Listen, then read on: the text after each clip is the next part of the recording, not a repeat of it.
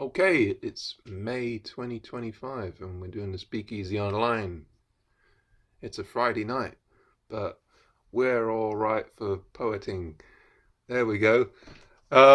Yeah, this is the last one before our summer break, but there's lots of other things happening over the summer. I know that Speakeasy will be appearing at the Wild on the Wall festival, which I think's in July sometime. So look out for information about that. Will be appearing on the social networks and things soon. And there's the Lanarcost Eco Festival happening in June around the solstice, isn't it? There's sort of a week, 10 days of arts and cultural things going on. Brampton Poets are going to be there on Tuesday the 24th, and Speakeasy, I think, is going to be there on Monday the 23rd. Again, I will put more details out when I have time to do so. And there'll be the last in-person Speakeasy before the summer break at the Source Collective on Wednesday, which is the 28th of May, and then we'll be picking it up again there, all being well, in September.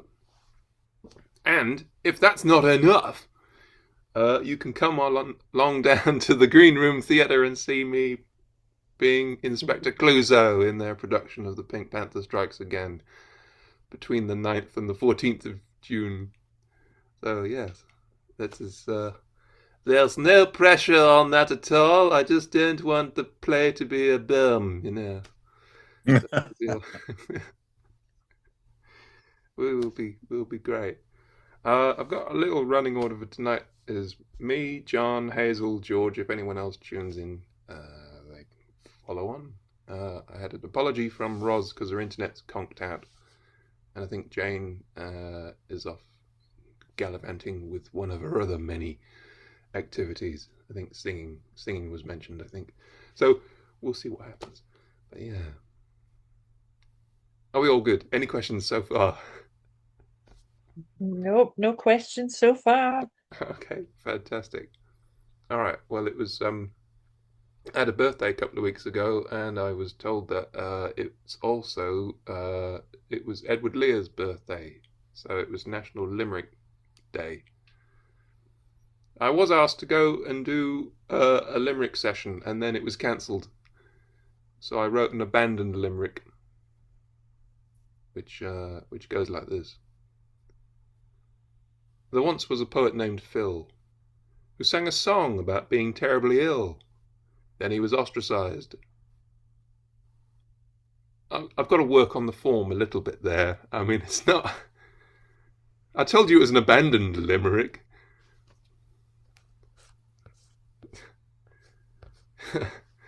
we're off to a good start. Okay, cool. I've got a proper poem here as well. It's the end of term. We can be silly. Surprised you haven't all brought in videos to watch.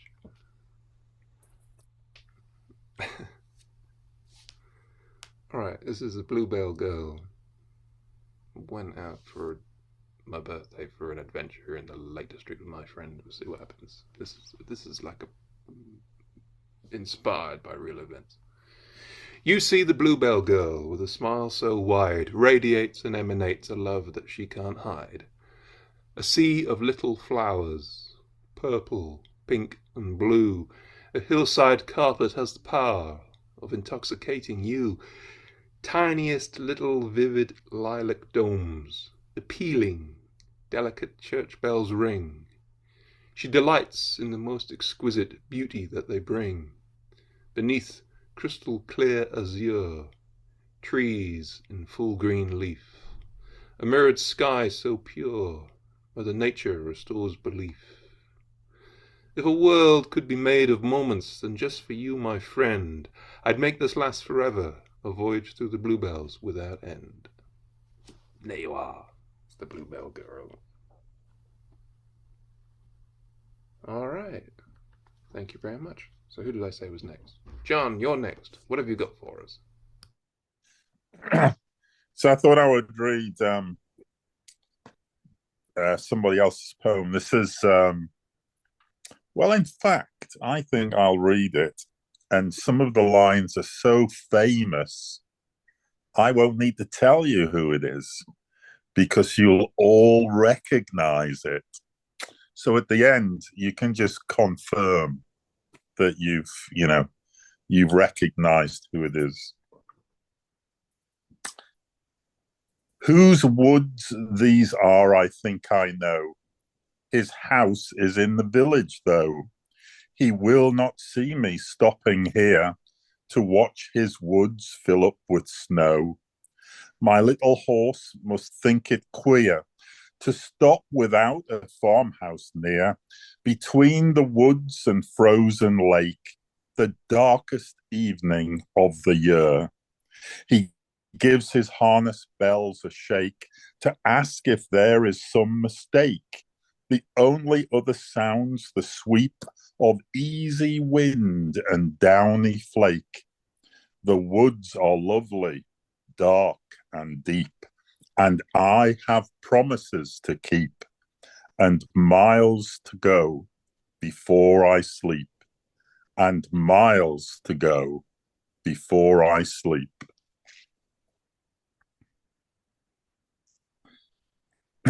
So, do you recognize it? It's a wee bit chilly. It's I'll put you out your misery. It's a poem called "Stopping by Woods on a Snowy Evening," and it's by Robert Frost. What could be better? So, with all the sunshine we've had recently. I read it, yeah, the reason why I read it is that I quite like poems that, first of all, are kind of in easy language. I quite like that. And secondly, I like poems where you read it through and you're not quite sure what it's about. And in fact, it could be about several different things. And when you look at it more closely, then you can kind of pick at it a little bit, because this is just somebody who's, for some reason, pulled up his horse in the snow. It's not very much, is it? But then there's things like, why does he mention that the guy who owns the woods, and who can own a woods anyway, is sort of far away? And why does it have to be snowing? Why does it have to be that kind of thing? And those lines at the end where he says, I've got miles to go before I sleep. Is sleep just the end of the day?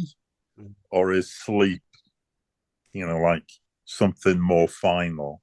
So I quite like it because of those kind of reasons. What do you think? Yeah. It's good, yeah. And you can read all of those things into it, can't you, John? You can. Yeah, and the interesting thing is that you don't know if they're real. So if you think about somebody reading our poetry, your own poetry, there's a chance that if they take a few minutes, they might read something into it that you never put there. And it's a little bit like, well, does that matter? If they read something in it that they got something good out of, whether you meant to put it in there or not, maybe it doesn't matter.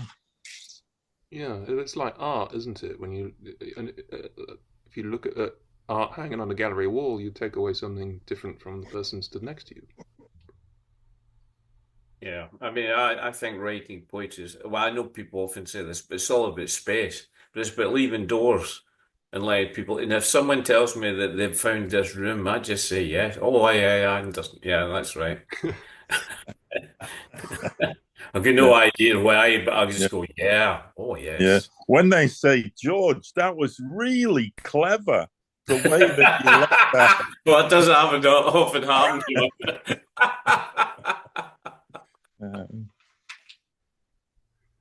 Right, I've been at a writing course last week at the Hurst, and I don't punctuate my poetry, and that's too. Quite often people complain about it, but I've got two, so I might have to think about it again. But one of the reasons I don't punctuate is I say it's up to the reader where they want to put the punctuation. I don't want to tell them what they want to do. So if they decide that there isn't a comma, or there is a comma, or there's a full stop, or whatever, they have to find their own way. And probably does make it a wee bit confusing to read the first time through. But I reckon that I would rather they do that than I tell them where it is. Do you put any capital letters into? Very rarely. I would use like I kind of follow convention a wee bit. I probably have a capital at the start of stanzas, but I've actually started trying to leave capitals out altogether, John. So I mean, I know it's also a bit of a get out because sometimes I'll argue with myself. I find it was taking longer punctuating a poem than writing the damn thing. Oh, yeah. Just I thought, oh, to hell with it, just let the folk do it. It was something someone once said to me, trust your reader, and I thought they're right. If they want to take the time to read it, they want to take the time to try and put an understanding in it. So, but I'm probably wrong because I was two tutors and told me I should be punctuating. Although sometimes they said, "Oh no, this one works without punctuation." I hope a little box of punctuation marks is supplied with poems just in case you want to add them in. I've actually got. Do you know that thing? Did you ever do the thing at school? That if the great BMT put colon. Oh, maybe. No. Tell us about that, George. You put a capital Not B. the kind of school I went to, George. Oh, yeah. Well, it was a kind of end of term thing, when you have it, and someone got up and wrote on the board a capital B, and then a small MT, a capital B, if capital B, MT, and then put a colon. The colon. The punctuation mark, the punctuation thing, colon. It goes on like that, but basically, you've got to phonetically say. If you say it, what is this? It's a capital B, but what else would great? Yeah, great. So if the great B, what's the next thing? MT,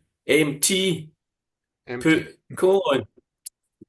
Oh, this feels So like I did a poem about that recently, sort of making use of punctuation marks. this feels like a bad joke between proofreaders or something. We've strayed into proofreader territory here, haven't we? This is just I was in primary, by the way. This was primary 4. So what? Wow. Well, we were too busy having our milk stolen by people, so not to get political. So that was I'm digressing here, Phil, but that was at school. We always had the free milk at playtime, etc. And one of the boys in my year, his father had the dairy that delivered the milk. And Andy was about twice the size of everybody else. I mean, later on, he's the only loose head prop I've ever seen tackle a scrum half from the scrum, because he just stood up and the scrum collapsed and he tackled the scrum half, and the games master started shouting at him that wasn't what prop forwards were supposed to do. But it gives you an idea of the size of him. And the teachers always used to keep saying to you, you've got to drink your milk. Look at Kyle, that's what you want to be. You drink your milk. He hated milk. He never drank his milk. He couldn't stand the bloody stuff. So we always used to think it was quite funny.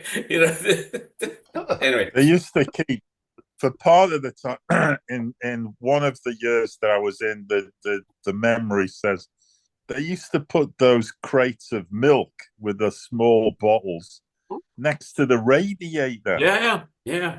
So by the time that you remember that, by the time you got them and opened them, oh my goodness! I don't even, because this is being recorded, I don't even want to tell you what it tasted like. Oh no, we used to fight so you didn't get the ones that were basically cheese. Yeah. Yeah. I feel a lot better now. I thought there was an Those are the injustice done to days. me and my generation, but no, we survived. Yeah. No. We wanted the milk taken away. No, please. No more milk. Shall we carry on? And we'll see what other Why peculiar not? tangents we go on next. It's Hazel's to read to us next, and then we'll see what George has after that. Hello, Hazel. Hello. So no, and I do have some options. As always, decisions going to be quite difficult. Anyway, I'll read this one because I haven't done anything on my poetry page for a long, long time, but I did put this one up today. So it's called Dante's Slumber, and it's on the. I've got a little photo collage that goes with it, which probably makes more sense. Anyway, stop babbling and just read it, Hazel. Dante's Slumber. I stare into the improbable potential of the giant jet engine turbine. The insecurity of our flight, as miraculous as the implausible aerodynamics of a seemingly precariously airborne bumblebee. Yet we land safely, uneventfully, to traverse Toscano and Treno from Pisa to Castelnuovo de Garfagnana. Our train is jazz. We spot locomotives for swing, pop, and rock. Well, Italian trains not only rock in the vernacular, but truly sing with efficiency and reliability as dependable as a rock-steady beat. They even warn you about impending strike action, yet still bookend the working day with service for commuters. Today we were in company with a wee white dog, like the star of the enchanting Facebook page I follow. Perhaps this one is Giuseppe. I can't translate wee white dog into Italian. A soft evening's pre-prandial strolling around the medieval walls of Castiglione di Garfagnana. We agree on its designation as one of, now this is the Italian bit I probably can't say, I borghi più belli d'Italia, the most beautiful villages of Italy, with its panoramic photo opportunities. I gaze at Dante's peacefully slumbering outline, pondering, petitioning his muse to bless the dance of my pen through my Tuscan meanderings. So I hate that poems sometimes need a wee bit of explanation. But the mountain range that I could see from Castiglione di Garfagnana, there's a particular part of the mountain that is meant to be Dante asleep, which is, yeah, anyway. I should probably have said that before I read the poem, but I didn't think of that. Anyway, thank you.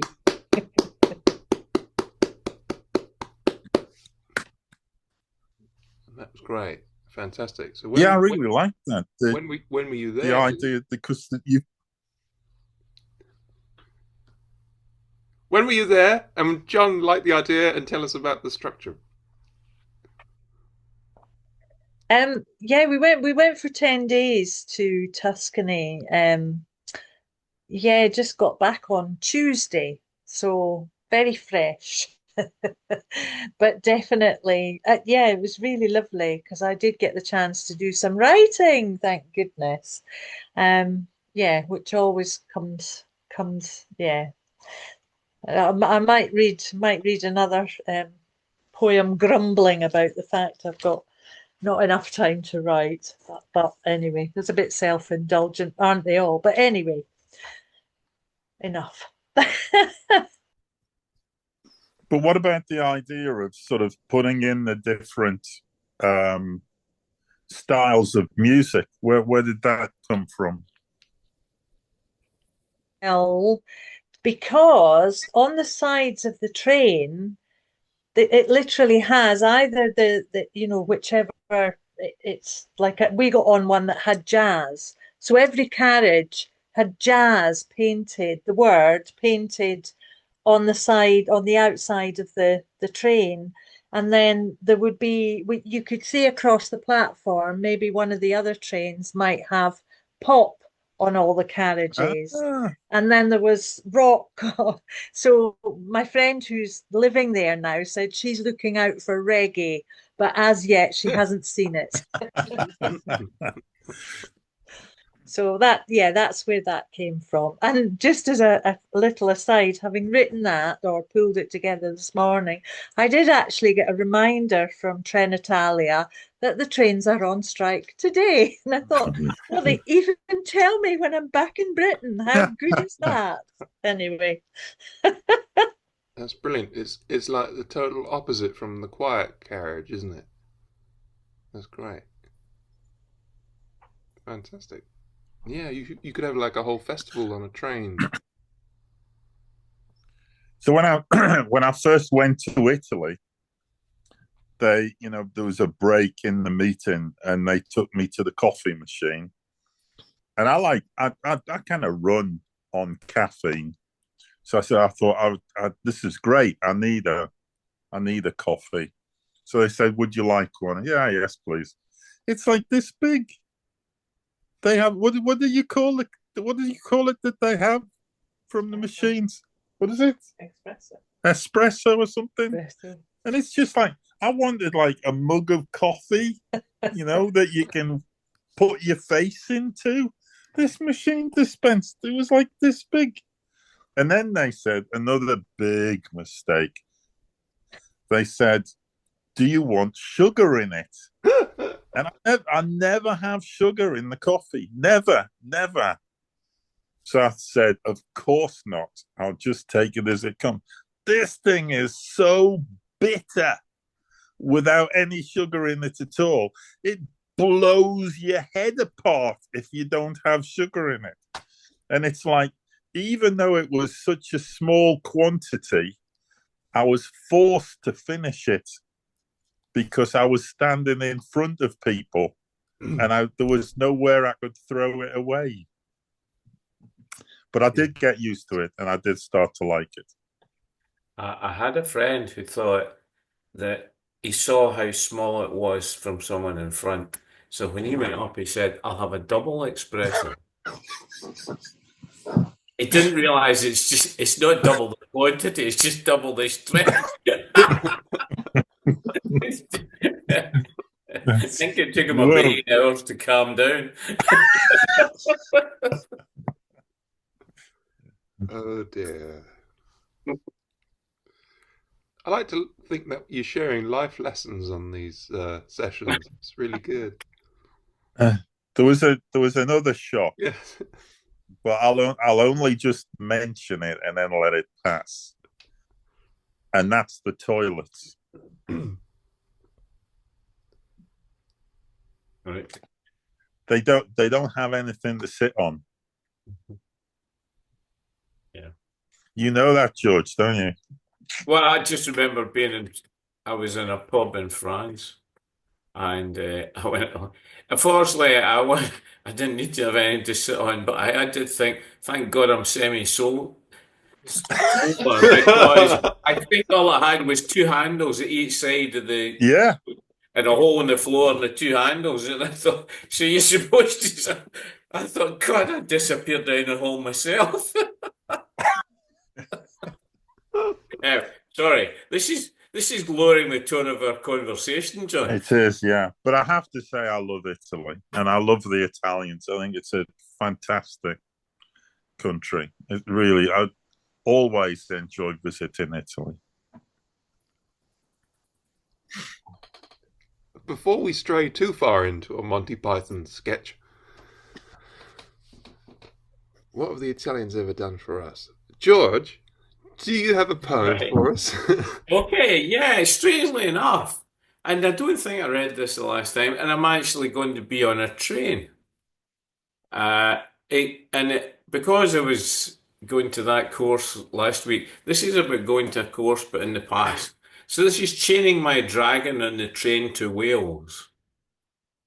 I'm heading for Wales, rattling south. Will this go well? Heart in my mouth. Writing so personal, will others despair? Will confidence shatter beyond repair? I'm shaking harder than the train over points. Time youth is far, will this all disappoint?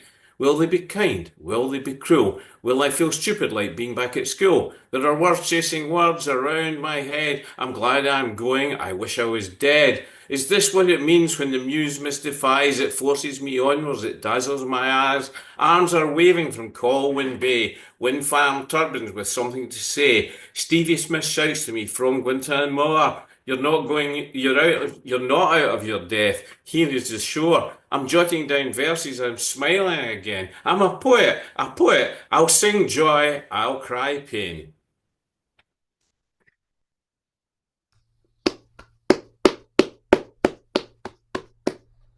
That was great. I like the rhythm as well.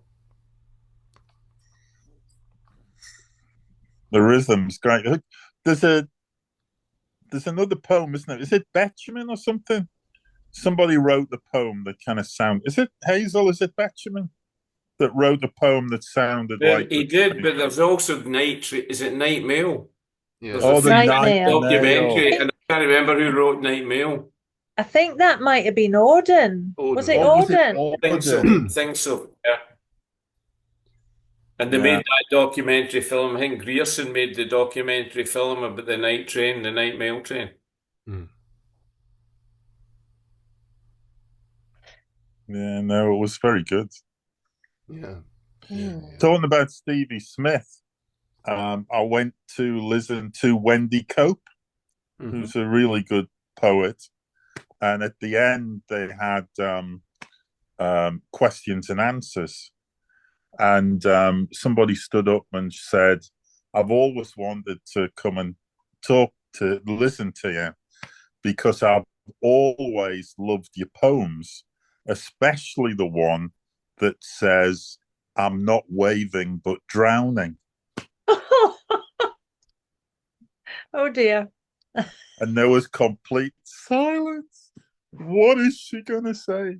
And she was good enough to say, Wendy Cope was good enough to say, I'm often confused with Stevie Smith, she said. Was she wearing purple?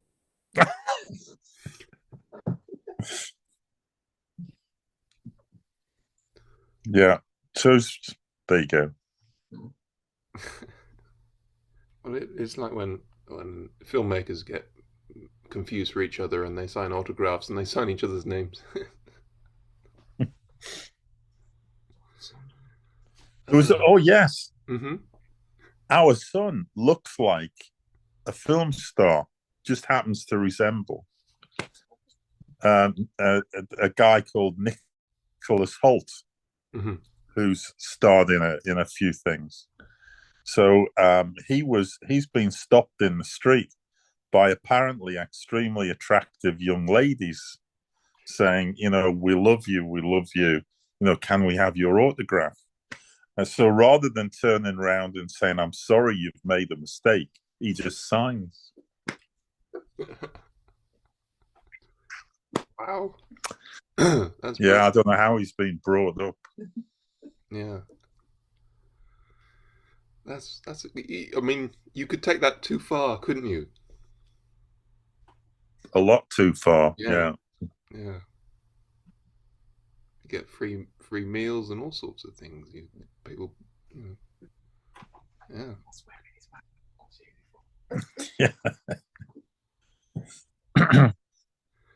Another son of mine has a friend that looks like Johnny Depp, and that's a real problem. Gee whiz. Yeah. I mean, there are so many people idolize Johnny Depp.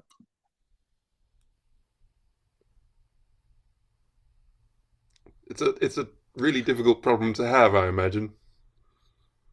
Yeah, but fortunately, the only guy that I've ever been confused with is John Craven, and his fan club isn't very large at all.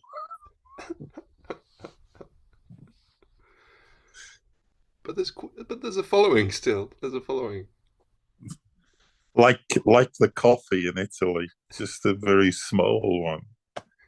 People just looking at you going, didn't you used to be on television? When you were a lot younger. Oh, he did Country File for donkey's years. Right. Well, with these interesting tangents and wonderful stories. We've only got about a minute left on this section, so I will push the button and we will sign back in if that sounds okay to folks. And that's made me feel a lot better about the milk. That's cool.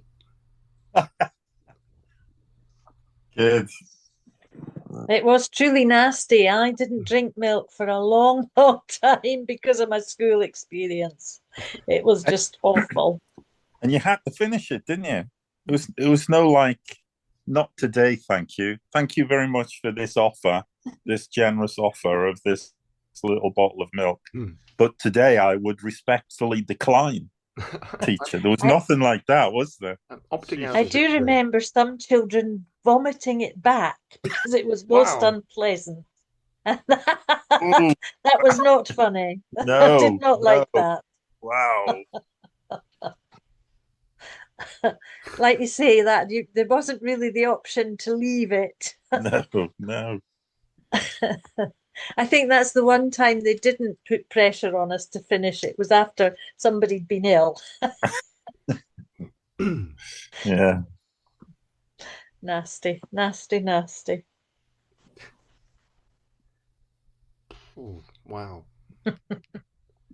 Unimaginable. And I think George is funny too, George saying, be like Kyle and drink your milk, and him saying Kyle didn't drink milk. It's just like, didn't like it. Mad. Absolutely mad. However. Oh, good to see you back in the room there, George. Sorry, I get lost looking for something, but that'll become clear later on, I think. I tell people about you, George. Sorry, should I leave now? No. You know, when you did that tape where you kind of went through the thing and you went and you read something out, and I was foolish enough to say, you know, how many times did you edit that and stuff like that? And it was just like, no, it's just like spontaneous. That's what it is. And, you know, because it's what it is, it stays what it is. So I tell people, you know, sometimes you can get it right first time, or you can get it to a shape first time where it's better just to leave it alone. Yeah, and I actually, again, I was talking about that when I was doing it, the thing, and one of the tutors seemed to be quite taken with it. And actually, we were going through and we were trying it, and I said, I'm not averse to thinking that there's more than one version of a poem. You know, so that the poem may find another life where it has been edited, but the idea of that is that it's what it is.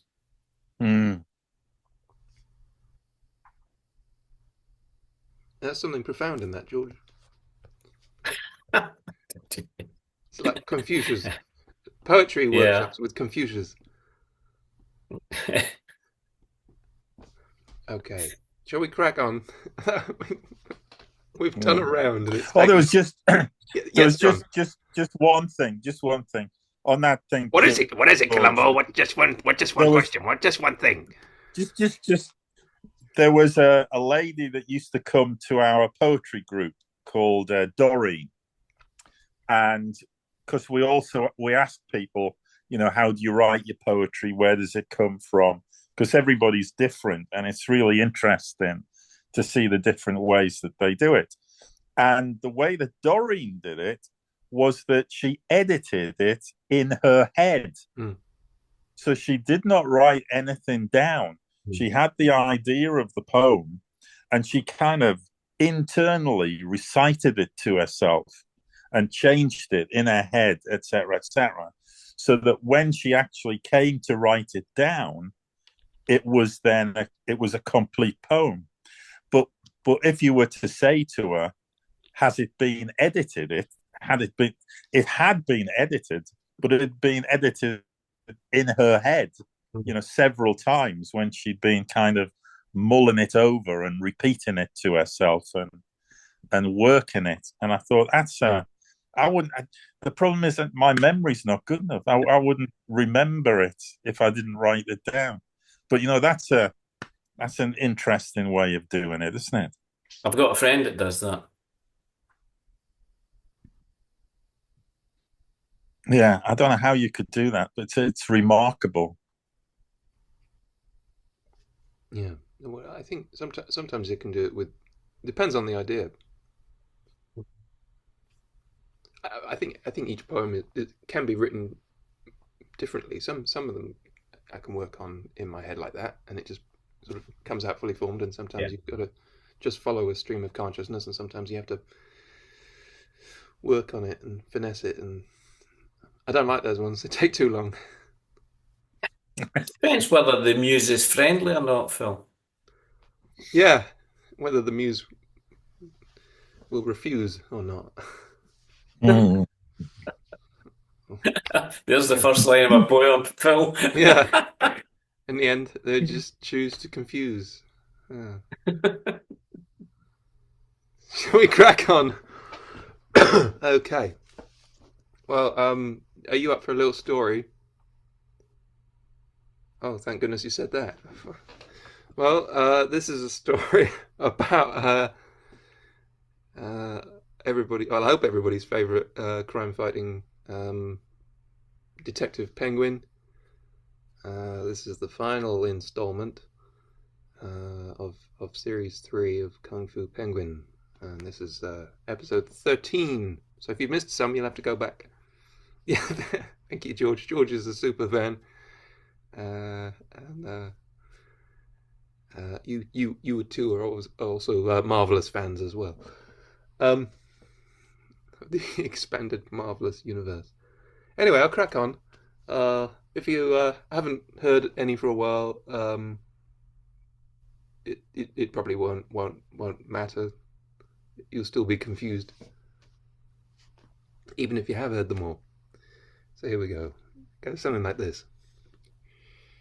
Previously, private investigator Kung Fu Penguin, disgraced physics professor and paranormal podcaster Davinia Brush, space adventurer Ray Beam, mystic Alaska May Fortune, and Professor Schrodinger found themselves, along with General Malaise, at the Piccolo Institute for Science of the Strange, based in the desert at Skincrawler Ranch, owned by the eccentric millionaire Brian Piccolo. And having helped send Ray Beam and his colleague Trudy Window back to their version of reality through the experimental interdimensional hypertronics vortex, Rick Splinter has informed the gang of the arrival of 2 official-looking figures in dark suits. He shows them into the laboratory, and the owner greets them cordially. Any questions so far? We're all with it. Okay. Okay. He shows them into the laboratory, and the owner greets them cordially. Can we help you, gentlemen? Piccolo asked the duo in dark suits. We're here from the Bureau of Special Investigation, Revenue and Accountancy Division. Kung Fu Penguin frowned. Didn't we meet back at the fun fair? Your advantage was kind of unfair, if I recall rightly. Yes, well, we've a reason to believe you're harboring one Alaska May Fortune. The entrepreneur listened carefully. Why do you think this? We've seen her on the Dr. Bobcat Investigates podcast. Rush lit up. I knew somebody was watching.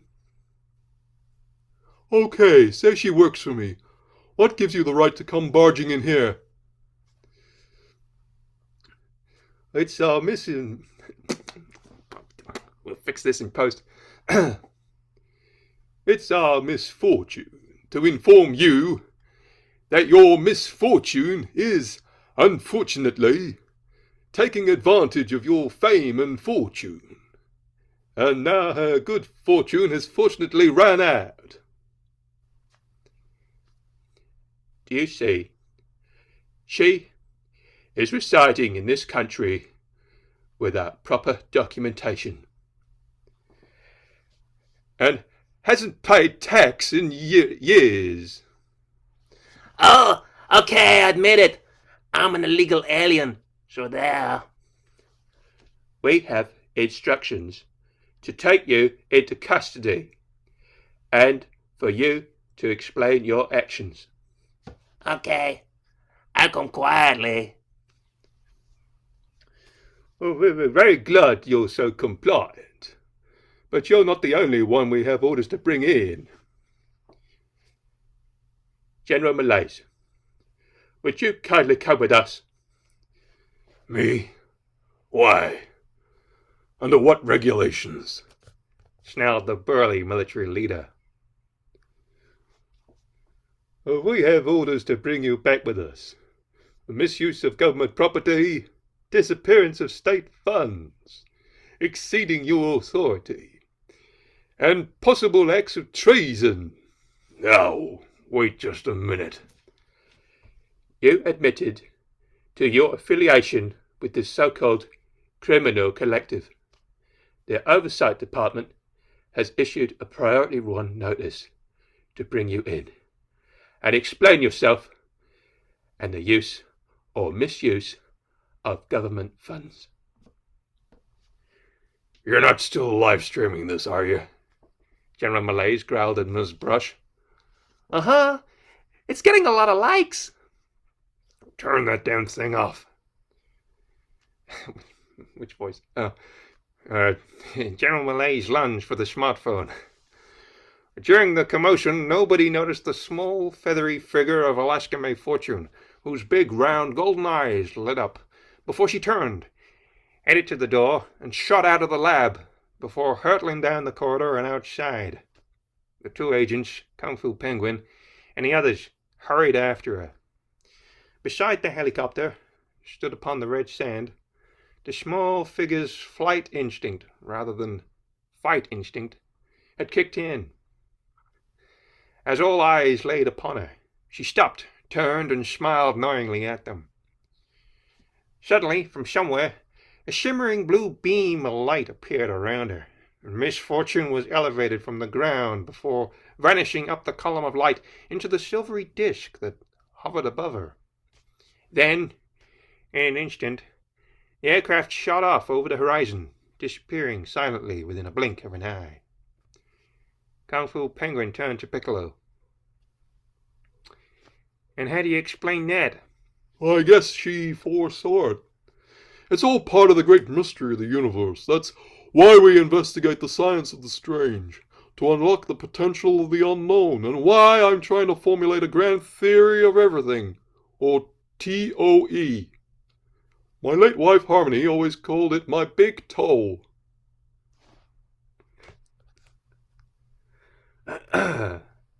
Thank you. And then we segue into the musical number. Thank you. Well, stop there. You make me wonder why the strange things in the sky, floating way up high, no answers can I find. Don't mean your visitors from Alpha Centauri, or day tripping over from Zeta Reticuli. Are you a friend or are you a foe? Are you a friend or you a foe? I don't rightly know, I just don't know. Seems we've got a long way to go. There's so much that we don't know. Let your mind wander and your ideas flow. Embrace the strange star seeds we sow. Are you a friend or you a foe? Are you a friend or you a foe? I don't rightly know. I just don't know. Before the candles out we blow. From the precipice back we roll. Maybe we can grow. Learn the universe's secrets. Call it toe. Are you a friend or are you a foe? Are you a friend or you a foe? I don't rightly know. I just don't know. All right. I don't know about you either, General Malaise, muttered one of the agents. You're coming with us. His colleague assured him as they marched him over to their car. Kung Fu Penguin nodded. You surely got some interesting things going on here, Mr. Piccolo. Yes, we do. And there's a vacancy opened up after Trudy Window or Dora Hinge's departure. Miss Brush, you have a science background. Would you be interested in the position of scientific administrator? Are you kidding? Of course. Oh, thanks for coming to find me. Professor Schrodinger hugged his niece. Now, I've got to get back to my university. My students will have papers that need grading. Rick Splinter will fly you back. Piccolo pointed to the helicopter. The rotor blades were already whooshing round. You too, Penguin. Kung Fu Penguin turned and gave a cheery wave to Ms. Brush and the eccentric millionaire. Well, goodbye and good luck to you. After about a month later, Kung Fu Penguin was back in the familiar surroundings of his office, finishing up recounting this tale to his old friend Big Jimmy G, and 2 glass tumblers stood empty upon the desk next to the open bottle of Jack Daniels. I guess you're wondering about Ms. Brush. Well, Davinia took that job with the Piccolo Institute for the Science of the Strange, and a Dr. Bobcat Investigates podcast hit the top spot in the ratings. Things are on the up for her.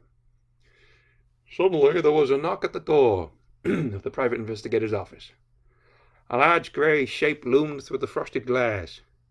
The detective wandered over to the door, turned the handle, and stared into the dark eyes of the official-looking figure. Kung Fu Penguin! Smiled the rotund stranger from beneath his bushy moustache. Yes? He held out an envelope. Kung Fu Penguin tore it open and glanced at the official seal. You've just been subpoenaed by the Governmental Oversight Department. You're bound to comply with those details for your appearance to give evidence before the panel. What's going on? It's all in the letter there, sir. An inquiry? So, they're investigating matters arising from the Dr. Bobcat Investigates podcast. I guess somebody was watching after all. And the research undertaking at PISS, the PISS, and how General Malaise commanded a top-of-the-range submarine and ended up in the middle of the desert. Looks like I've got a date before the government committee. Dun, dun, dun. Just what will Kung Fu Penguin be asked to reveal at the government hearing? Will he encounter some familiar faces? Will the bureaucrats be able to unravel just what has been going on? Where will the trail of the missing government funds lead? Find out in the next gripping season of Kung Fu Penguin. Ta-da! Wap wap! There we are. That has brought Series 3 to a conclusion. Very good. Not a lot of people know that. Do you know what, John? They don't. They don't know that.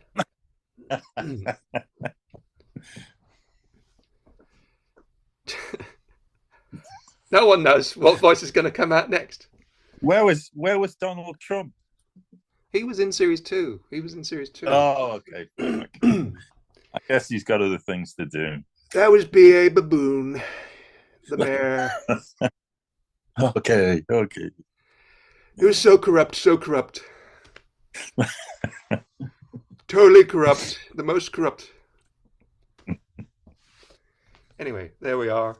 Thank you for listening. You don't want the theme tune, do you? Yes. Oh, God. That's what we're waiting for. All right, okay. Here we go. You probably all know it by now. Kung Fu Penguin, wah wah. Kung Fu Penguin, wah wah. Kung Fu Penguin, wah wah. Kung Fu Penguin, wah wah. Wrongly put behind bars, wah wah. There weren't a whole lot to do, wah wah. Learned to align his chakras, wah wah. And taught himself Kung Fu, wah wah. Now he fights the bad guys, wah wah, 'cause they're not very nice, wah wah. Kung Fu's where his strength lies, wah wah, and he puts them on ice, wah wah. Kung Fu Penguin, wah wah. Kung Fu Penguin, wah wah. Kung Fu Penguin, wah wah. Kung Fu Penguin, wah wah. To him it's not a matter of black and white. It's simply the difference between wrong and right. He is working day and night, always got the villains in his sights. Kung Fu Penguin, wah wah. Kung Fu Penguin, wah wah. Kung Fu Penguin, wah wah. Kung Fu Penguin, wah wah. Some call him cool, others say Sub-Zero, wah wah. This 3-foot feathered vigilante, wah wah. He's not like your average hero, wah wah. You don't eat caviar or drink a fine Chianti, wah wah. He's number one, he's the best, wah wah. He always puts the R's in, wah wah. You really don't want to mess, wah wah, with a Kung Fu Penguin.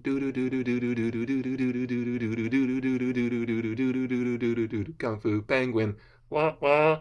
Kung Fu Penguin, wah wah. Kung Fu Penguin, wah wah. Kung Fu Penguin. That's the Kung Fu there. There we are. Kung Fu. There we are. Hey. There we are. Now I will go and have a small asthma attack. Thank you. Thank you very much. Wow. I feel like I've been to a show. The only thing missing was the ice cream. Where was the ice cream? Was it another show? Was that good?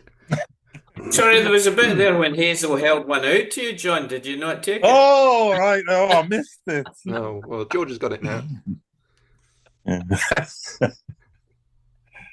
Wow. I had a chalk ice, but it's left this chocolatey mark on my top lip. Yeah. Well, there we are. I guess there'd be a 4th series after all. If I can think of something. We'll follow that then, John. Okay. So as Phil knows, there's a young lady that goes to the Brampton Poetry Group called Ali Schofield, who has now put together a collection of poetry and actually has appeared on the local ITV news because she's managed to do that. She's had a lot to cope with illness and what she calls disability, balance, hearing, things like that.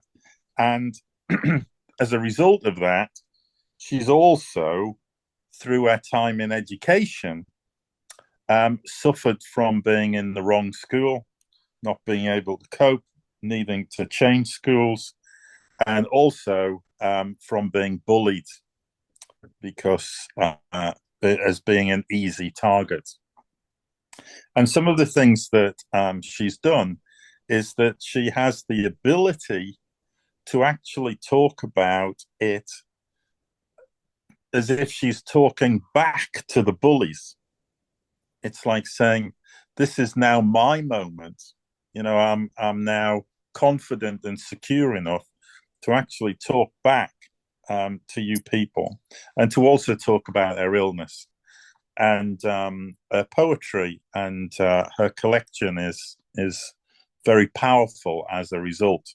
And she also does her own illustrations to put next to her poetry. So I'm going to just read one of her poems. And I've chosen one not because it's about the bullying and the more serious stuff, because I just wanted to mention that as a kind of context. But I thought I'd link it to Robert Frost because, as you know, one of his most famous poems, I hope I've got the right man for the right poem, was "The Road Less Traveled" or something along those lines. And and Ali wrote one of her poems, which is called "The Road I Didn't Tread." I did not put on my best coat, nor my hat and shoes. Instead, I wore my slippers and returned to what I knew. For the gates themselves were pretty, they had a certain gleam, but I missed my city, whatever could it mean? Voices I loved I could hear, so I returned back home. They were all so near, saying to me, "You're not alone." The way I had to find it all happened in my head, but with joy I left behind the road I didn't tread. So there we go. That's one of Ali Schofield's poems. Fantastic, yeah. She has a way of putting things in a turn of phrase or something that just brings things into sort of very clear focus, doesn't she, John? Yeah, she does. I mean, one of her images is, in terms of don't look down on us, this kind of thing. We may have what you call disabilities, but we also have strengths. Look at our strength. Looks at what we can do, not what we can't do. Mm. And just to take in what Phil said there, she just converted that into "don't look at us like cake," with the idea of just taking a piece out of a cake and just it's like we're more than. And yeah, so she just has a way of letting her experiences flow onto the page in a way that isn't really threatening, is it, Phil? It's not like you're being lectured to, but at the same time, it's a very honest appraisal of some of the things that she's experienced. It's just very, as you say, very honest and very open and very. There's just a lot of sharing that comes out through Ali's work, and from a perspective, and she writes poems about the perspective of being a deaf poet, and it gives a totally different perspective on poetry, doesn't it? I think.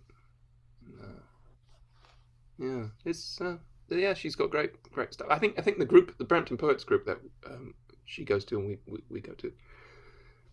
I think it's sort of broadened our understanding and I think we listen to the poems, the other people's poems, in a slightly different way. I think because of Ali's work, if that makes sense. Yeah, no, I think we do. Yeah. Yeah. Yeah, and I think that point as well about people who were perceived to have disabilities. I don't. You can't just. It seems strange that for decades and people sort of wrote people off. But it's just because they can't do things one way doesn't mean there isn't other ways that they can engage and create and live a full life. It's. I think it's trying to break down those ideas that there's only one way of doing things, and it's not one size fits all, is it? There's different pathways for people. There we are. I think now she's got Ali's got the confidence to actually stand up in front of 50 groups of 40, 50 people, at our church and at other places, and use her work to put a message across, because her message is, look at the things I've been through, And by writing them down, I don't want this just to be for me. I want to try and help people. That's what the work is really about. I want to share it in order to try and make people feel better, and also to help people and to make strong points as well, particularly about the bullying that she's experienced.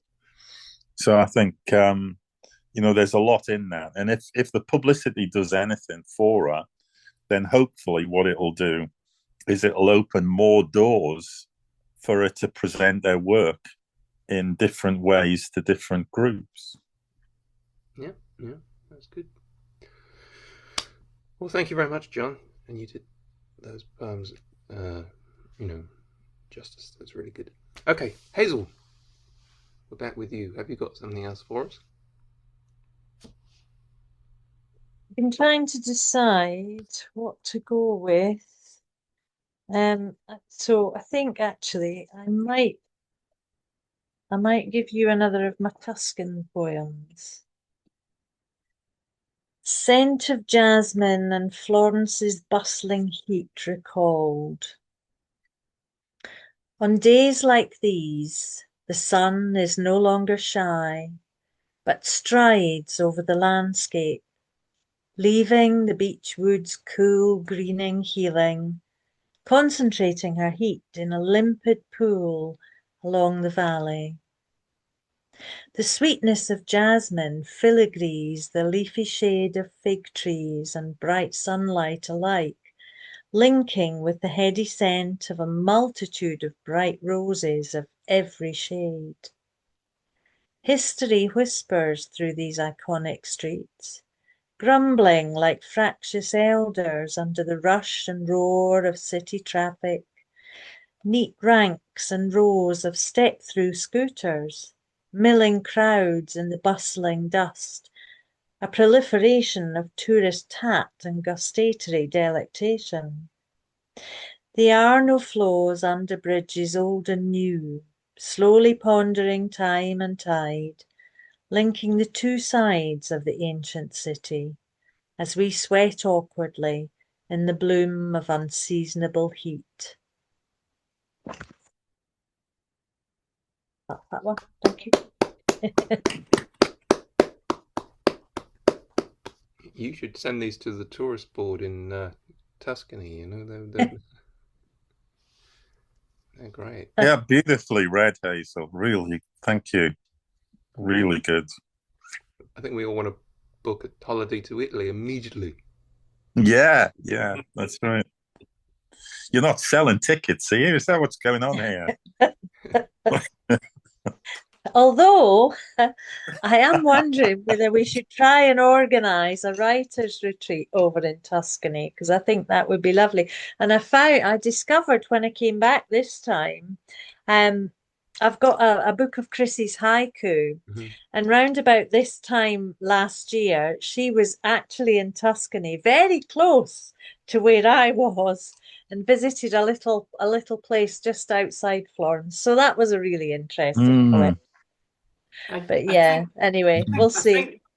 Sorry, Hazel, I think Seahorse, Linda Jackson up in Scotland goes to a place in Tuscany from time to time, certainly in Italy from time to time. I'm not sure what the background is. Pretty sure I'm pretty sure they go over to Italy. I think they're called Wanderlust Women or something. Try and remember. Okay. You have to find out for me, George. Have a wee look. You'll find her on Facebook, etc. Okay. Linda Jackson, JAX. I think she does it as a stage, a writing name. She's a singer as well. But it's Seahorse Press or Publications. Thank you. Right. It's certainly someone I've heard goes to Italy on writing things. So there probably is someone that actually organises it separately. But she certainly, I think, and Diana Devlin, she lives out there. She's part Italian and now stays out in Italy. So you connected with Let me write that down. The poetry mafia. Yeah, the poetry mafia, yeah.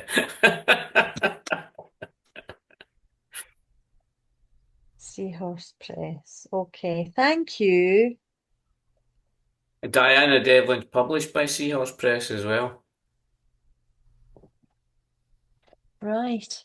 Thank you. Fantastic. So what you were saying earlier, Hazel, about not having enough time to do the writing that you want to do, is there space coming up, do you think? When I retire, maybe. Yeah. I feel I'm one of the generation who feel a little peeved because they moved the goalposts just They as you did. think, oh, I'm going to retire. No, I'm bloody not. But another stretch to go. Anyway, that's we try and work around it. Yeah. But I think it would be very nice if I could actually reduce my hours to part-time. But so far, that's not happening. But anyway, it may happen. Cool. However, We've got 3.5 minutes. Is that time for you, George? For Yeah, I'm sure it is. It's quite short. It's quite short. I wasn't going to read this, but it'll maybe become clear why I've dug it out. Whose woods are these? They are not ours, of this I'm sure, nor fields with waves of golden rape.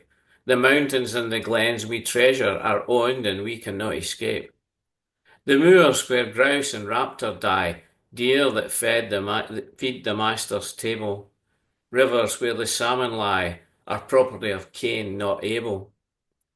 The map where titles, rights, and ways set out the boundaries of our steps. Wealth brings power and still betrays, like clearances without regrets.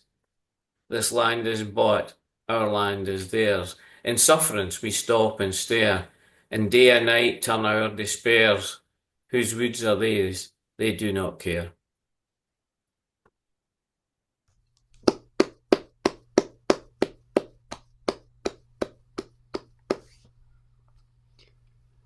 Wow.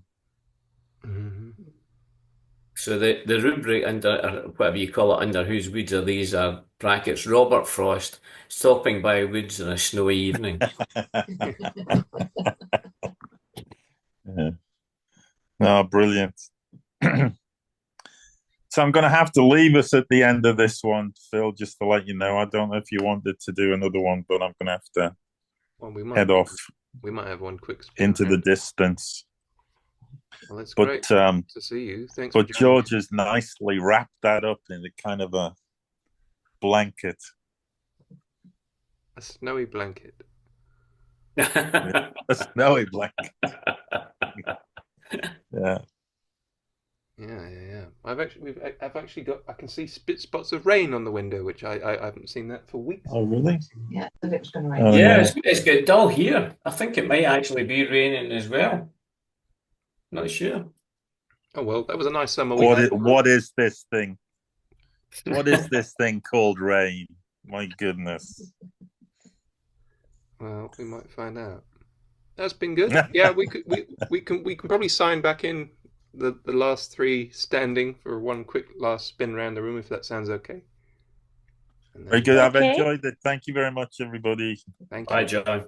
Thank you. Bye-bye. See you later. Yeah. All right. So use the same login and we can go round one more time. I'll push the button. Okay.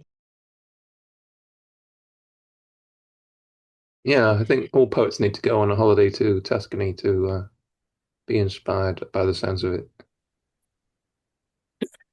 Definitely. I think that's a really good idea. Have to stick a poetry carriage on one of them trains. Yes. I have to, it's one of those things I always wanted to go on one of the Arvin Foundation courses. I just never ever made it. And still not been on a writing holiday. So I think, well, the only thing to do then is to go and facilitate a writing holiday for other people, and then I might get one. So that's where I'm just back from, Hazel. I was just at the Hearst. So is that one of the Arvin Foundation Yeah, ones, George? it's the one. Just it's okay. It's John Osborne's house, old house. It's sort of what I can't think exactly where it is. It's near Craven Arms or something. It's about 60 miles south of Chester, kind of, Okay. more or less. Yeah, you can get to it a couple of ways. You can go through a bit Welsh pool and all that. Or you can go down the east. I get lost going down the M6, by the way. But you can go down the M6 and then you cut off, and that's probably the quickest way. But I don't like traveling the motorway the whole time, so I came back by the kind of more rural bits through Mm, Shropshire. nice. They're quite expensive, Arvin, but I really enjoyed it. Which I must remember. I think I mentioned before about my friend Rose's doing kind of starting to do writing retreats at her place Hmm. in Wigton. All right. Um, she's so they had the first one. She's got a just a standalone session just for a contribution towards refreshments on the 31st of May. That's 9:30 till 11:30. And the next retreat is likely to be two workshops every morning, starting at 9:30, free time after lunch, third workshop after tea and cakes, evening meal, and then a 1 hour session from 7:30 to 8:30 Friday and Saturday, and 4:30 finish on Sundays. Plans flexible in an effort to meet needs of the participants. Happy to accept residents for unstructured stays with full board, again timing flexible. If asked about prices, £140 per 24-hour stay in one of the bedrooms and £150 per 24-hour stay in the other bedroom. And it includes plant-based breakfast, lunch, evening meal, and refreshments throughout the day, and a 10% discount for a full week. So That's I very think good. for somebody like me, one of the things that appeals is the idea you get cooked for. I'm No, I mean, certainly not going to do that as part of any retreat I think about. That's definitely got to be full board and accommodation for everybody, with me not involved in any of that in any way, shape, or form. well, I'll just do the writing. I'm fortunately retired, Hazel, so I'm going to three this year. I'm going to that at the end of July. I'm going to Moniac again. Although Moniac, you've got to share bathrooms, but anyway. And Yeah. but on the in September, I'm going to Marjorie Lofty's place at Galloway House, or something like that. Okay. It's quite close to Wigton. I mean, the other Wigton. The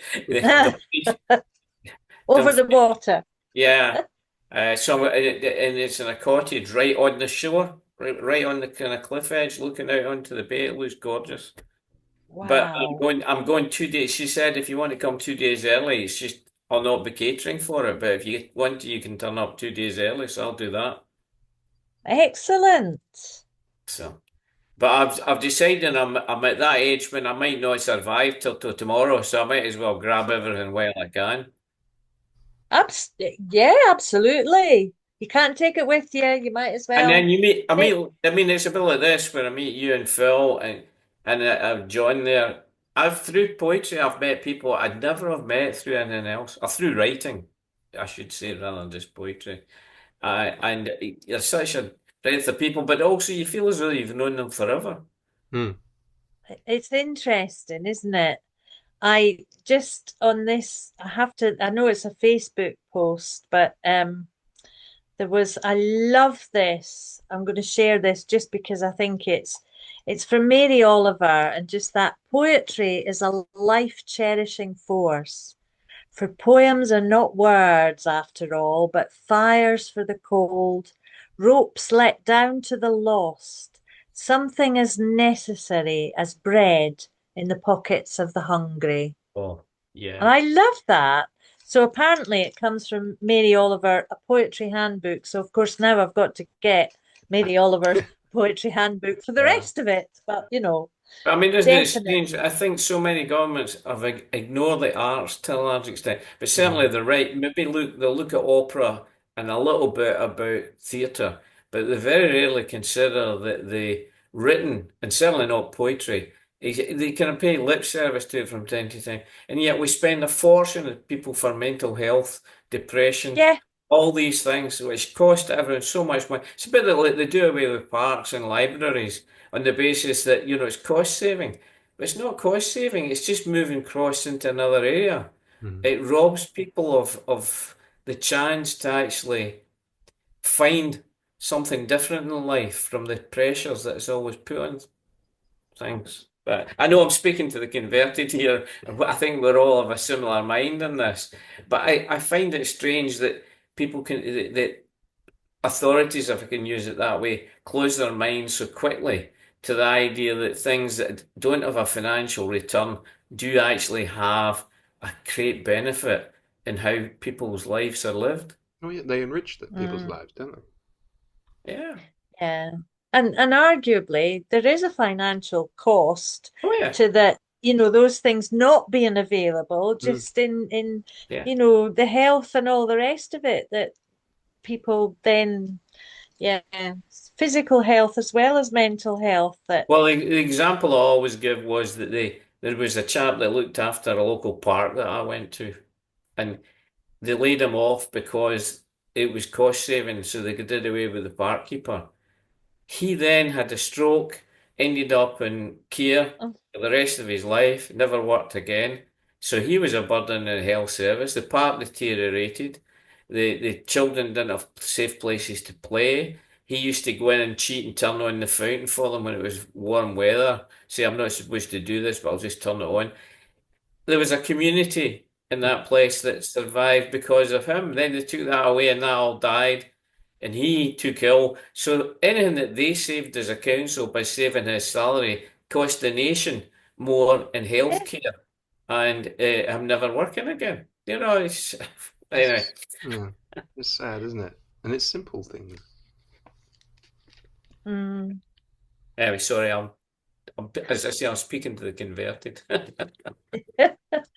Just a wee bit. But I really enjoyed the Arvin thing. I thought it was a bit more expensive than sometimes. But I did enjoy it. Monarch's a bit cheaper if you ever feel like going up to Monarch, Hazel. The writing centre outside Inverness. Oh, the other one is really nice is Tynemouth in Wales, the Welsh Language Centre at Lloyd George's old house. I've not been there either. Well, not been It is certainly a lot cheaper, and you can get rooms with facilities. And it excellent. isn't just candles in a wall and a hole in the floor. Even better. Yeah. The Welsh have come on a long way. They've got electricity now, haven't they?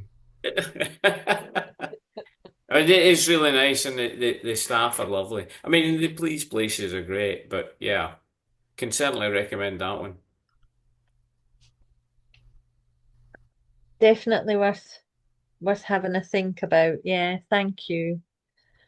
When are you doing your So, poetry in residence at the Oh well, it's supposedly happening, but I haven't heard anything from them for a while. uh, I contacted them with some suggestions, and they didn't come back to me. I think they're just so busy doing other stuff. mhm. Uh, and I've kind of left it alone because I'm not pushing them. But I was going to try and do some things where I would take it. In fact, I was talking about. I suggested to them that I would hire a B&B place in the lakes. Actually, a place that was quite close to the theatre in the lakes, and just travel, and which was only a few miles from the place, and we could do two days in the place and do some other things around the lakes. But basically, we'd get food from them, and I just do something. But anyway, a lot of people seem to think it's a lot of hassle, but in fact, once we set it up, it wouldn't be all that much difficulty, I don't think. No, But anyway, we'll see. So the answer is nothing at the moment, Phil. Nothing's come of it. But officially, I can still say I'm writer in residence, but I'm just in residence, but never there. So, but writer in residence where, George? Oh, the Lake District Wildlife Park. Oh, okay. See, I thought it would be a good tie-in for them to and bring in people who are interested. Because at the moment in writing, so many of us are interested in the ecology, about the climate problem, and they're very into sympathetic farming and to the saving the animals. They're in parts of breeding programs and things. And I just thought it can make contact with people who would not otherwise know about it because writers sometimes don't know about everything that's happening in the animal side of things and people on the animal side. But it could, but they're more into looking at, something might start up now that the schools are going to go off because a lot of what they were doing was schools programs. But then I think when the schools stop, that'll stop all of those programs. So we'll see. It's just I was driving past it the other day and I thought, but it's always going to be Trotter's Farm to me. And then Yes. I thought, I think they're probably building new poetry enclosure, to be honest. Yeah, I knew it was Trotter's World of Animals, but I'm guessing that they took away because Trotters became associated with something else. They're not a cartoon characters. Is Trotters not associated with something else? Yeah, I think they decided they wanted to take it away from that and make it the Lake District Wildlife Park. Yeah. But we'll see. But sometime it might come up again. But I think probably I don't think they've got a particularly big staff. And I think probably it's difficult to make probably too busy trying to keep the animals alive during this time of drought. Yeah, that's true. Yeah. Oh well, let us know if something does occur and we can spread the word for you. Definitely. Cool. Shall we do one more quick spin around the the virtual room and then we'll call it. Let's go for it. Okay, this is excuse me. Let's call this The Story Played Out. I don't want to lose you. Don't mean to sing the wrong song. Can't tell if destiny lies before us or is fate just playing games. Where is right and where is wrong? Does the phoenix rise up from the ashes? Or is it just a cruel mockingbird? I carry scars from times I wish I'd done things better. Is the story played out? Don't give a first thought to me, let alone a second, for life is a ball of twine, tightly tied together. It isn't my intention to unravel every strand. I hope you understand there's no plan, no divine creation, just a man who makes mistakes, spectacular and grand. When a little thought is all it takes to avoid the chaos of losing everything. In the end, I stand alone. Will you stand there with me, or does the search, the endless searching, go on? And that's that. That's that one. All right. Thank you. John's not here, so we'll go to Hazel. Have you got another one for us, Hazel? Yes. No. I don't know what this one's called really, but anyway, hasn't got a title yet. I want to write a poem that is as graceful as a swan on water, as melodic as a nightingale's song, as powerful as a beaver resculpting the landscape, as intricate and tensile as a spider's web draped from leaf to leaf. The earth begins to self-cleanse, self-balance, using heat, storm, tides, water, wind to flush the irritating organism and its toxicity, colonizing its surface, choking its oceans with plastic, its atmosphere with pollutants, its fellow organisms with microplastics. We sing our creation stories, but we are deluded, mistaking our place in the significance of life, thinking there is a hierarchy. We are mistaken. There is only the web of existence. We may have raised great cities that are marvelous, miraculous, testament to the ingenuity and innovation of which humans are capable, but capitalism, commercialism, forgets the cleansing needed, the healing, repair, and rejuvenation required to conserve our existence rather than plundering the world's resources. We forget we are mammals, not gods. We need to reattune with Gaia and stop the line on the quiet, inexorable destruction we wreak hourly, daily. That's a cheery poem for you. It's I think it needs quite a lot of, you were saying actually, George, about editing, just reading it to you guys again. I think, I need to rework that really, and just kind of, it doesn't quite, the ideas are it's a bit of a rag bag. So I think I will need to go back and reshape that, make it into a different poem, possibly, George. And there's lots of really strong ideas in there, Hazel, and nice visuals and clever turns of phrase. Yeah, I liked it, Hazel. But I mean, sometimes you need to see it in the page then. But I sometimes say, if I'm reading a poem, I can sell it to you. It doesn't mean to say that you would buy it if you saw it in the page. Do you know what I mean? I kind of do, in that I think sometimes I'm quite, yeah, I can read something well so that it probably sounds better than it is, if that makes sense. No, I know, but maybe not But better than it is. But you can make it sound the way you want it to be. Whereas the yes, person reading it themselves may not have that same inflection. You might need to give them. That's why I've been looking at punctuation again, because maybe I'm assuming too much, and that was more or less what the tutors were saying. You need to give them a bit of help. yeah. It's a balance, I think, isn't Yeah. it? Anyway, it's interesting. No, I like that. Yeah. Thank you. Thank you. Yeah, yeah, a really powerful message behind it as well. Yeah, and important. We got to get it out there. And Tell people. I guess that probably came from what some of your conversation before, George, on, that link between kind of conservation and writing and just Yeah. how important it is. And I thought, oh, I could read this. Anyway, Great stuff. Great stuff. George, Okay. what you got with it? I just pick up something that I wrote fairly recently. I felt kind of written out to some extent. I'm drained after I had done Naporimo, and also at the same time, Jan Fortune had brought up this thing about how you like to do 20 days of prompts. So at one stage, I was doing two poems a day during April.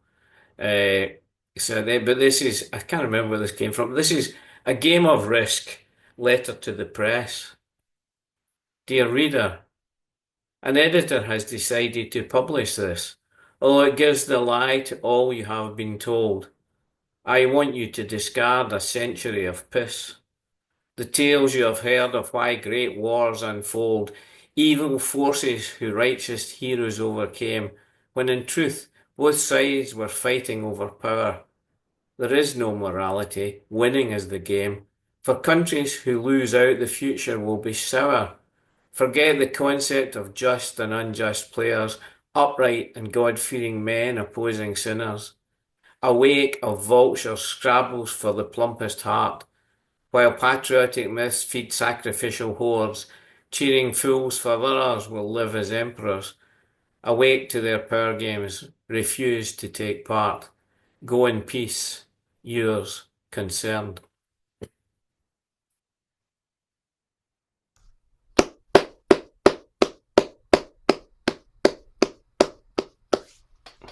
Wow, George. I mean, wow, man. That was just wow.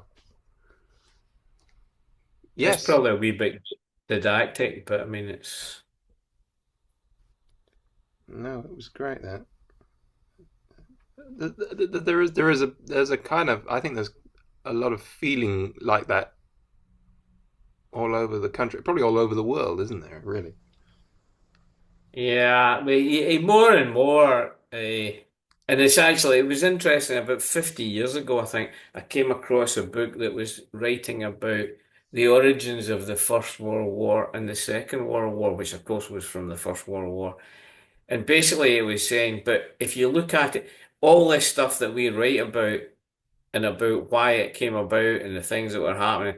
Basically, it was the big power players looking at the map of the world just as the game of Risk and saying, "Oh well, they control that bit, he controls this bit." And we begin to lose out here. And actually, you almost see it at the moment with Donald Trump in America. Hmm. And although he's an idiot, he's not the idiot. It's like a lot of these things. He's not the idiot that pulls the strings. He's the idiot that, well, he is to some extent. But the strings that he's pulling is because someone's pulling his strings, I think. And it's Yeah. the same with Margaret Thatcher. A lot of the thoughts that everyone said was Margaret Thatcher. No, she was an enabler for a lot of people who wanted things to happen. And it's just people looking at maps of the world, looking at their own wealth, looking at where they can have influence and power. But you sell it to people on the basis that it's a patriotic duty and it's this and this. I don't know if you've seen the thing. I just saw it today on Facebook of a young boy being interviewed by some Indian journalist challenging about why he liked Pakistan, why he was saying that Pakistan was okay. Hmm. She said, "So you support Pakistan? So you're not Indian then?" And she kept trying to force him into say that he hated Pakistan and it should be wiped out because India had to win. And he kept trying to say, really nice young lad, and he kept trying to say, well, not sure what age he was, but what he kept trying to say was, but they're just people that we are. Hmm. Why do we need to destroy them? They're just trying to do what they want to do.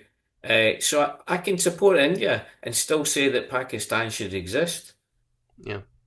And you keep trying to tell me that because I've said that, and then she said something to him and he said, but this is because you make the news.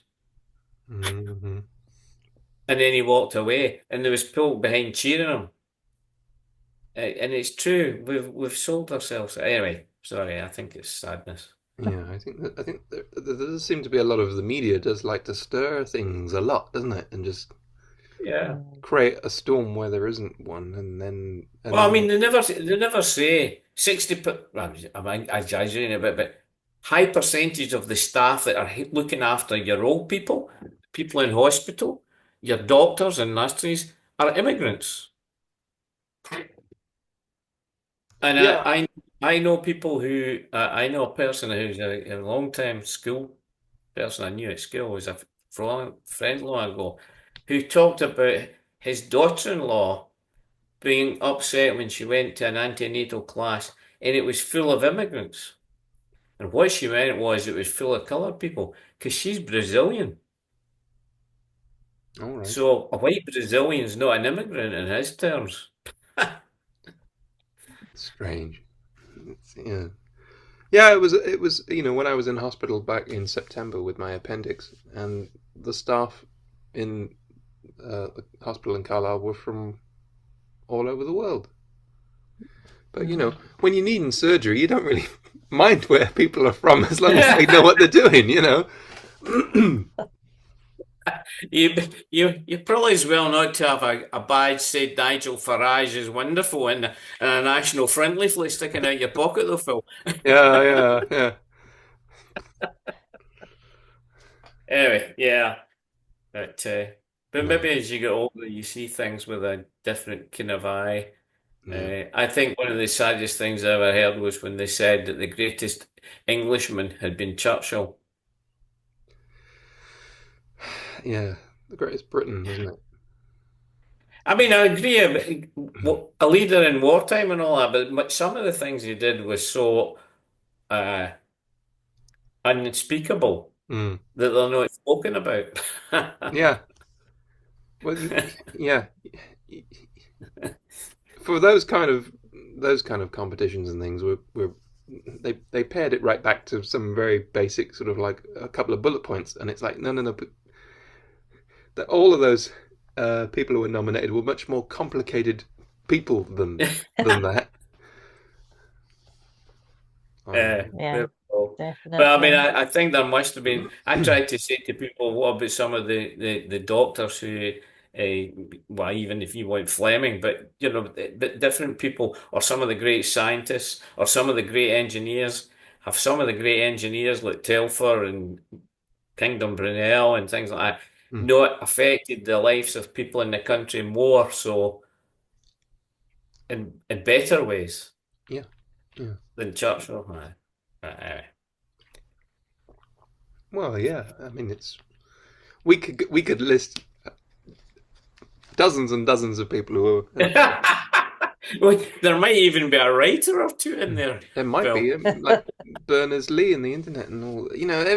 So many different things. But how do you compare and contrast all those different people who've impacted the world in different ways? I mean, I don't know. Yeah, Churchill seems like an appealing to a sort of a particularly nostalgic, patriotic sort of slant, and it's like you're only seeing, 5 years where he definitely knew he was on the right side of history there. In some ways, we need to persuade young people, particularly male, but unfortunately not only male now, that what they have to be prepared to do is fight and die for their country. And I mean, there are circumstances when I do want them to fight and die for me, but not as a routine thing, if you know what I mean. Well, at the moment, I would quite like them to fight and die to stop Donald Trump from running roughshod over everything, moral certainty, shall we say. But equally, I think violence is a place at times. Well, that's what we've learned this evening. Sorry, I've just blown one cover here. Maybe it's a good job we're going to have a summer break. I don't know. I've got. I carry a stick around with me now. I use a walking stick when I'm walking. Strangely enough, I like it for balance. But I also said to somebody, if I ever get attacked, the basis is that I'll kill you straight off with a walking stick, and then say that I'm too old and demented to understand what I did. You shouldn't have recorded that on here, though, George. I've told so many people now that I think I've blown it, but I thought I'm too old and small and everything to actually survive. So my only chance is to kill you straight out, and that's what I'm going to do. I'll just kill you now, and that's my view of what's legitimate violence. And then I'll just say to people, "Did I do that? What? Just you sure? You sure it was me?" I'm not going to Glasgow anytime soon, mate. I'm staying clear away from your part of the world. Well, I've got a song to end on. Because we're having such a lovely chat about world peace and bringing people together. It was the Eurovision. It was the Eurovision Song Contest, wasn't it, the other day? And Oh, God. It was. I don't. Israel came second. God. I know. It's very strange. I don't like the Eurovision Song Contest because it usually clashes and ruins my birthday weekend. But they changed it this year, so that was all right. But you changed your birthday weekend. They moved it. They moved the Eurovision Song Contest because I complained to them. But yeah. Anyway, for so many years, I think it started again. Britain was doing abysmally there, and it's like it becomes embarrassing. Nil point all the time and stuff. But so I got fed up, and I wrote a song for Europe, and then we came second, didn't we? Because Ukraine won a couple of years ago, and we came second, and because they were being bombed into the Stone Age by the Russians, we got to host it on their behalf. But we didn't actually win it. Not that Anyway, this is a song for Europe. This is my entry, and you can join in at home. It goes like this. How do we win Eurovision seems like forever it's been going wrong. Don't ask for laser-like precision, but just need to craft a good song. A catchy tune that doesn't disappoint, maybe sung by a familiar star.